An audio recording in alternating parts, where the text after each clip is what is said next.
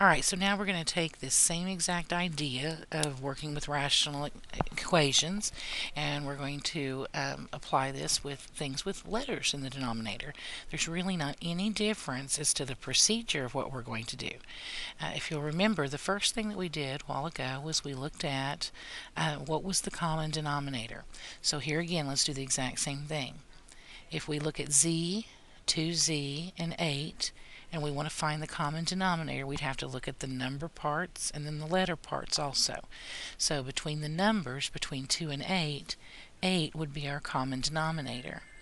And then we also have to account for the variable z.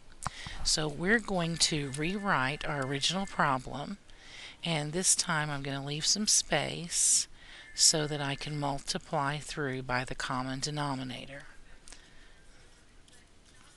And I'm going to show that.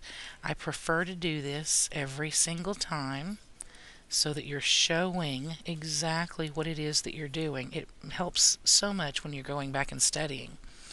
Alright, so looking at our very first term, our z's will cancel, and so we're left with 8 times 3 would be 24. And for our second term, the z's would cancel, and 2 goes into 8 4 times. So we have a negative or minus 4 times 1, which would be minus 4, equals.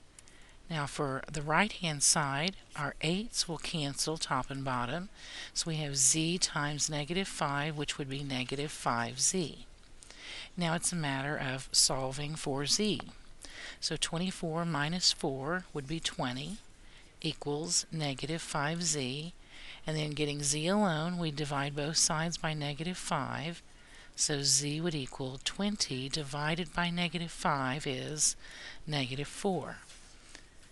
So you see, it doesn't matter whether we have just letters or if we have letters and if we have just numbers rather, or if we have numbers and variables.